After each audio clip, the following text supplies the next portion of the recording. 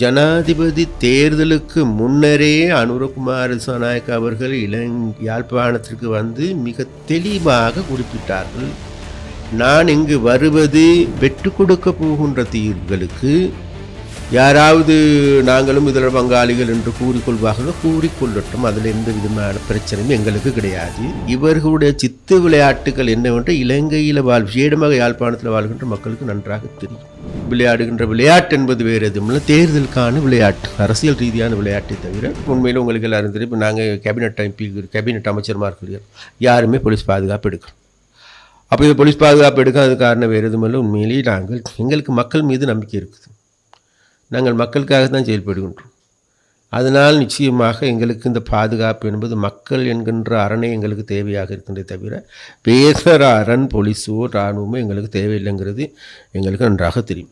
அது நாங்கள் மாத்திரமல்ல, எங்களுடைய எல்லாருமே, எங்களுடைய அமைச்சர்மார்கள் எடுத்துக்கொண்டாலும் சரி, ஜனாதிபதி அவர்கள் எடுத்துக்கொண்டாலும் கூட, முன்னர் எடுத்துக்கொண்டால் பெரிய மலை போன்று பெரிய பாதுகாப்பு இருந்தால் அது எல்லாத்தையும் குறைக்கப்பட்டிருக்கின்றது. அப்போ அந்த வகையில் நாங்கள் மிக தெளிவாக சொல்லுகின்றோம். இன்னும் கூட இங்கே இருக்கின்ற அரசியல்வாதிகள், முன்னைய ஜனாதிபதிகள் இவர்கள் இன்னமும் பாதுகாப்பு போதாது என்று கூக்குரல் விடுகின்ற பேச்சுக்கள் இன்றைக்கும் காணக்கூடியதாக இருக்கின்றது. இருந்த போதிலும் கூட நாங்கள் அவர்கள் கூக்குரலுக்கு ஓரளவு செவிமடுத்து ஏனோ தானோ என்று இருக்கின்றவர்களுடைய பாதுகாப்புக்கு ஏதோ ஒரு சில வேலைகளை செய்து வருகின்றோம் என்பது உண்மை. இருந்த போதிலும் கூட இதெல்லாம் மக்களுக்கு தெரியும் எவ்வாறு இவர்கள் நடக்கின்றார்கள் என்பது. அந்த வகையில் நாங்கள் பெரிதாக அலட்டிக்கொள்ளப் போவது இல்லை என்பதுதான் நாங்கள். நிச்சயமாக எங்களுக்கு நன்றாக தெரியும். இங்குள்ள மீனவர்களுடைய பிரச்சனை எடுத்துக்கொண்டால் இன்று நேற்று உள்ள பிரச்சனை கிடையாது.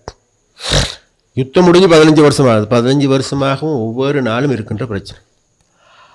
அப்போ இந்த பிரச்சனைக்கு உண்மையிலேயே தீர்வு நிச்சயமாக இது எங்களுடைய அரசாங்கத்தில் நிச்சயமாக இதற்கான தீர்வினை நாங்கள் பெற்றுக் கொடுப்போம். அப்போ அந்த பெற்றுக் கொடுக்க போகின்ற தீர்வுகளுக்கு யாராவது நாங்களும் இதில் பங்காளிகள் என்று கூறிக்கொள்வார்கள், கூறிக்கொள்ளட்டும். அதில் எந்த விதமான பிரச்சனையும் எங்களுக்கு கிடையாது. ஆனால் ஒரு உண்மை இருக்கின்றது. இவர்களுடைய சித்து விளையாட்டுகள் என்னவென்று இலங்கையில் விசேடமாக யாழ்ப்பாணத்தில் வாழ்கின்ற மக்களுக்கு நன்றாக தெரியும்.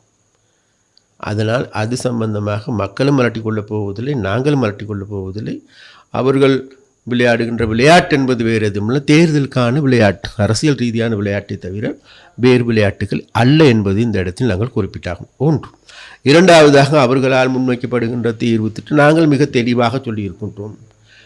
ஜனாதிபதி தேர்தலுக்கு முன்னரே அனுரகுமார திசாநாயக்க அவர்கள் யாழ்ப்பாணத்திற்கு வந்து மிக தெளிவாக குறிப்பிட்டார்கள்.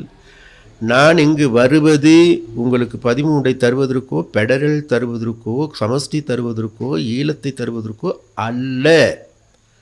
நாங்கள் மிக தெளிவாக இங்கு இருக்கின்ற மக்களோடு பெரிய கொடுக்கல் வாங்கல் ஒன்று எங்களுக்கு இருக்கின்றது. இங்குள்ள மக்கள் பல்வேறு பிரச்சனைகளால் பிழியப்பட்டிருக்கின்றார்கள், ஒடுக்கப்பட்டிருக்கின்ற அந்த பிரச்சனைகளை அந்த மக்களோடு உரையாடல் மூலமாக நாங்கள் இவைகளை தீர்ப்பதற்கு ஏதுவான நடவடிக்கைகளை எடுப்போம். அதே போன்று தேசிய பிரச்சனையை தீர்ப்பதற்கும் நாங்கள் 4 விதமான அணுகுமுறைகளை கையாண்டு, இதற்கு முன்பும் கூட நாங்கள் பல தடவைகள் சொல்லியிருக்கின்றோம். அந்த அணுகுமுறைகளை கையாண்டு இது நாள் வரைக்கும் இல்லாத அளவுக்கு இலங்கையில் வாழுகின்ற தமிழர்களுடைய பிரச்சனையை தமிழர்கள் தன்மானத்தோடு வாழ்வதற்கான வேலை திட்டத்தை முன்னெடுப்பதற்கு நாங்கள் முன்வருவோம் என்பது இந்த இடத்தில் நாங்கள் குறிப்பிடுவோம். අපි අද මේ කෙටි මාධ්‍ය සාකච්ඡා පැවැත්වුවේ ඉතාමත්ම විශේෂ කාරණා දෙකක් විශේෂයෙන් උතුරු පළාතට යාපනයට අදාළව ඉදිරිපත් කරන්න.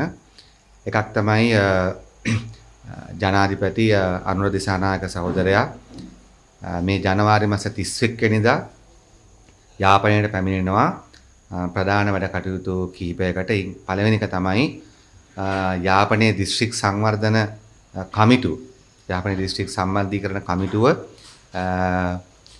DCC මීටින් එක පවත්වන්න යොදාගෙන තිබෙනවා 31 වෙනිදා පෙරවරු 9ට යාපනය කච්චේරියේදී. ඒක ජනාධිපතිතුමාගේ සහභාගීත්වයෙන්, ඒ වගේම දීවර අමාත්‍ය සහ දිස්ත්‍රික් සංවර්ධන කමිටුවේ සභාපති රාමලිංග චන්ද්‍රසේකරන් මැතිතුමාගේ සහභාගීත්වයෙන් සහ යාපනයේ දිස්ත්‍රික්කයේ උතුරු පළාතේ සියලුම පාර්ලිමේන්තු මන්ත්‍රීවරුන්ගේ සහභාගීත්වයෙන් පැවැත්වෙනවා. ඒකට මමත් සහභාගී වෙන්න බලාපොරොත්තු වෙනවා.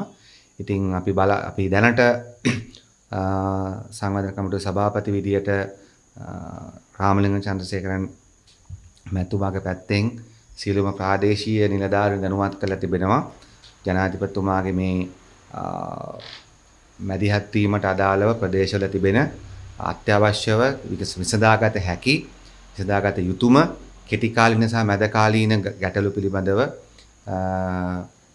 කරුණු ලබා දෙන්න කියලා. ඒ නිසා අපි බලාපොරොත්තු වෙනවා 31 වෙනිදා පෙරවරු 9ට යාපනයේ කච්චේරියේදී ජනාධිපතිතුමාගේ මැදිහත් වීමෙන්ම මෙම දිස්ත්‍රික් සම්බන්ධීකරණ කමිටුව පවත්වන්නේ.